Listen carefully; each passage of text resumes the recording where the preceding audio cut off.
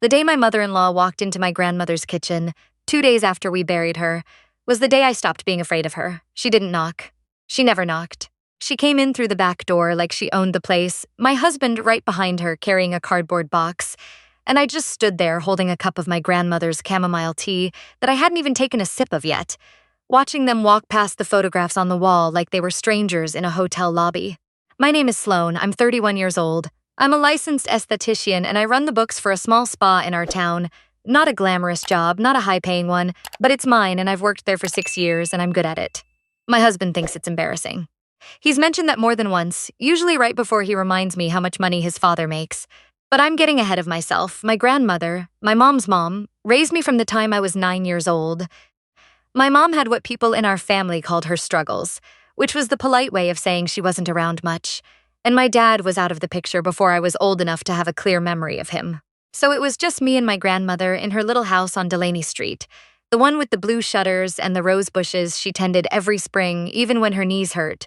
She taught me how to cook and how to drive and how to apologize when I was wrong. She came to my high school graduation in a dress she'd bought at a consignment shop, and she looked like royalty. When I got married at 26, she danced at the reception until 11 at night and then made me promise to call her every Sunday. I called her every Sunday for 5 years. She passed away on a Tuesday in October.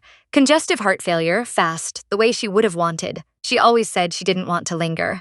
I got the call at work and I sat in the parking lot for an hour before I could drive. I don't remember much of that drive home. I remember the sky was very bright and it seemed wrong, somehow, that it wasn't raining. My husband came home that evening and said he was sorry. He hugged me for maybe 30 seconds. Then he asked what was for dinner. The funeral was Thursday.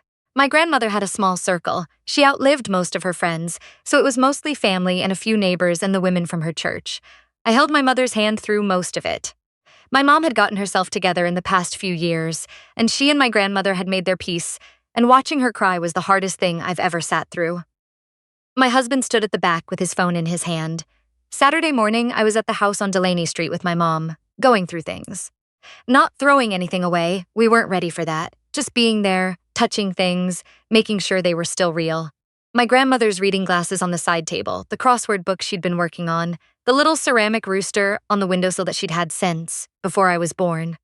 My mom made coffee and we sat at the kitchen table and didn't say much, which was its own kind of comfort. That's when the back door opened. My mother-in-law came in first, and then my husband, and then my father-in-law moving slowly because of his hip.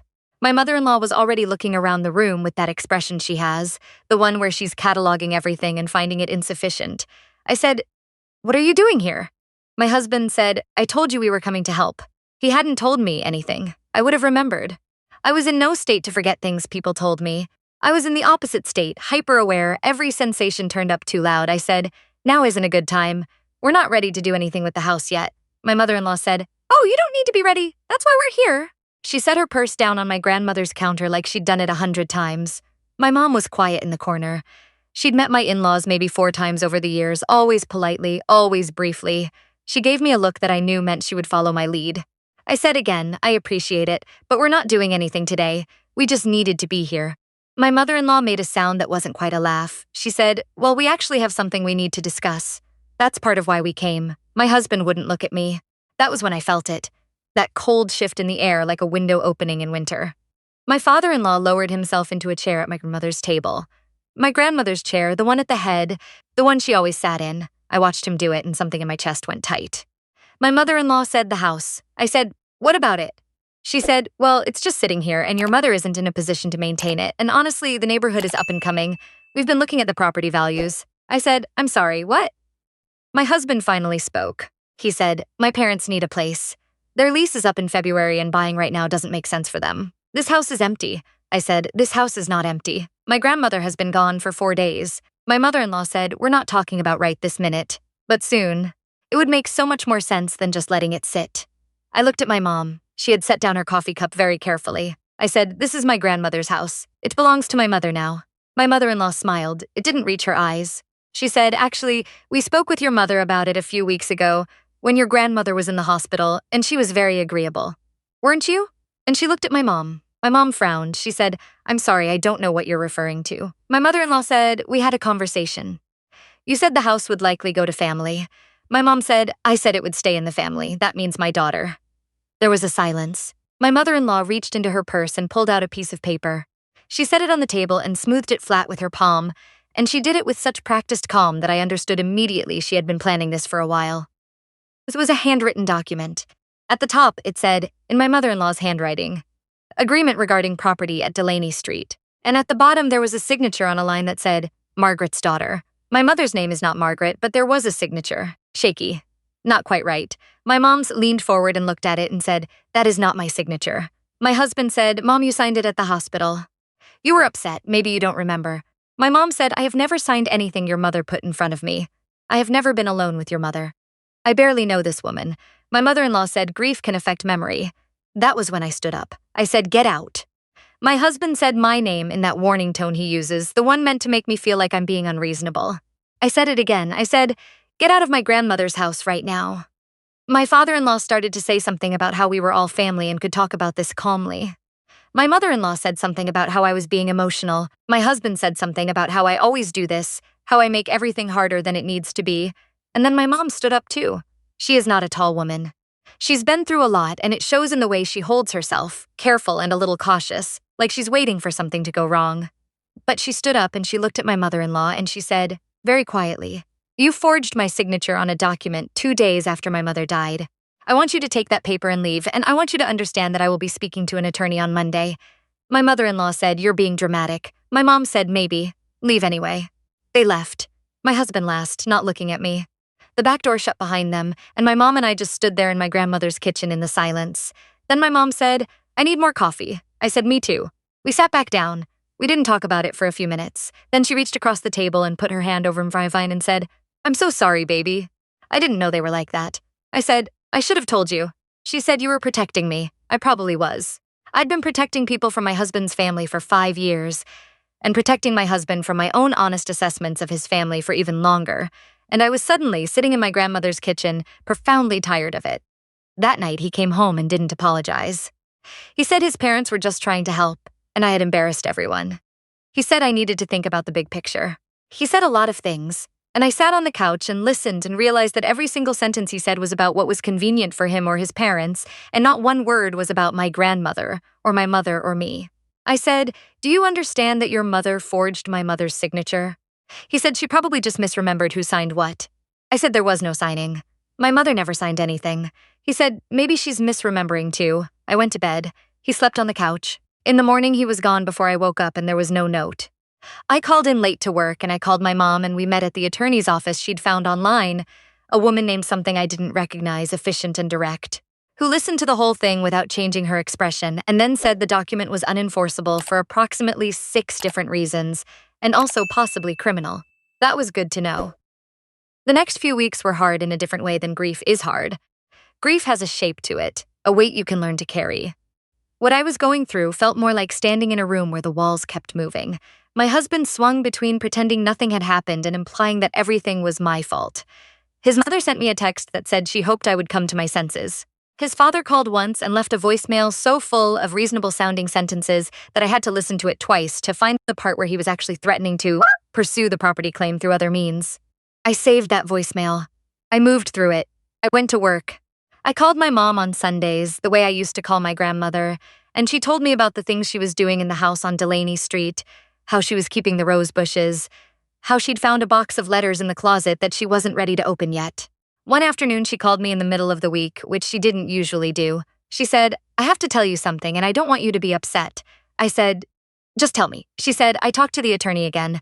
There are some things your grandmother had arranged. The house, some accounts. She'd done it all through a trust years ago, apparently, and updated it after you got married.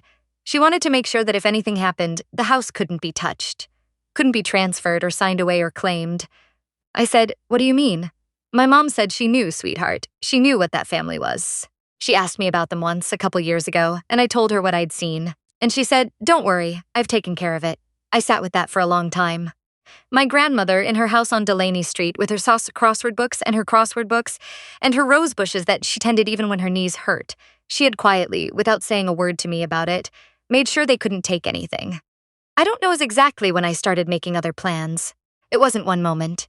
It was more like a slow clarification, the way fog lifts not all at once but section by section until you can see the road. I had some savings, not a lot, but some. I'd been putting away a little every month for years, partly out of habit and partly out of some instinct I hadn't examined too closely. The spa where I worked had started talking about bringing on a co-owner, someone to help manage the client side while the owner handled the treatment side. She'd mentioned my name more than once. She'd mentioned it so many times, in fact, that I had started to think she was actually asking. So I asked her back. The conversation was shorter than I expected. She'd been hoping I would bring it up. We had coffee and talked numbers, and I went home and did the math 3 different ways, and then I called my mom and did the math out loud to her, and she said, "It works," and I said, "I think it works," and she said, "So what are you waiting for?" I told my husband about it that weekend. I laid it all out, the partnership, the numbers, the timeline. He listened with the expression he wears when he's decided something before I've finished talking. He said, "You're not serious." I said, "I am." He said, "You'd be taking on debt for a nail salon." I said, "It's a full-service spa, and you know that." He said, "I don't know why you keep pretending this job is something it isn't." I said, "I don't know why you keep pretending our marriage is something it isn't." That surprised him. He hadn't expected me to say something like that. Neither had I, really. There was a silence that was different from our other silences. Less hostile, more honest. He said, "What is that supposed to mean?" And I said, "I think you know." I moved out 2 weeks later. Not dramatically, I didn't have a big speech ready, I didn't throw anything. I just packed a bag one Saturday while he was at his parents', and I brought it to my grandmother's house, where my mom had set up the second bedroom. The house smelled like her. That first night, I sat on the edge of the bed and I cried in a way I hadn't let myself cry since the funeral. The next morning, I felt lighter than I had in years. The divorce was not simple, but it was also not the war he seemed to want it to be. His parents encouraged him to fight me on everything. His mother emailed me twice, actual emails, long ones, explaining that I was making a mistake and that I was ungrateful and that no one in her family had ever gotten divorced. I read both emails fully. I responded to neither. I finalized the spa partnership in March. The paperwork was signed on a Tuesday, same day of the week my grandmother died, and I noticed that and thought it felt right. The owner, my partner now, took me to dinner to celebrate, and we talked about plans until the restaurants started stacking chairs around us. My mom came to the soft reopening. She wore a blue dress and talked to every single client who came through the door and somehow knew everyone's name by the end of the evening. She has a gift for that. About 2 months after everything was settled, my ex-husband showed up at the spa. I was doing a client intake when I heard his voice at the front desk. I came out and he was standing there looking somehow smaller than I remembered, which I know doesn't make literal sense, but is the only way I can describe it. He said he was in the neighborhood. He said he just wanted to talk. I said, "Okay, you have 5 minutes." He said his parents were having some issues. His mom had apparently been pursuing the property thing through some channel I didn't fully understand and had managed to make a mess of several things simultaneously, including a separate situation involving his dad's business that I hadn't known about. He said it was a lot. I said, "I'm sorry to hear that." He looked at me to see if I meant it. I did mean it, actually. Not the warm kind of sorry, but the plain kind. The kind that means I acknowledge that is a hard situation and it has nothing to do with me anymore. He said, "I think I made mistakes." I said, "I think we both did." He said, "I didn't know you were unhappy." And I thought about that for a second. About whether that was true, whether it was possible, whether I had hidden it well enough, or whether he simply hadn't looked. I thought about the Sunday phone calls and the quiet meals and the way I had gotten very good at saying I'm fine in a tone that closed the conversation. I said, "I know." He left. My next client was already in the waiting room. I thought about my grandmother on the drive home that evening. I thought about her in the kitchen, her hands on the table, the way she always poured your coffee before you asked. I thought about how she had arranged things quietly and without announcement, so that when the moment came, the ground would hold. I still have the crossword book from her side table. I haven't finished it. I'm saving the last few puzzles. And every Sunday I call my mom and she tells me about the rose bushes, how they came back this spring, bigger than last year, how the neighbors stopped to look at them. Some things, if you tend them right, just keep growing.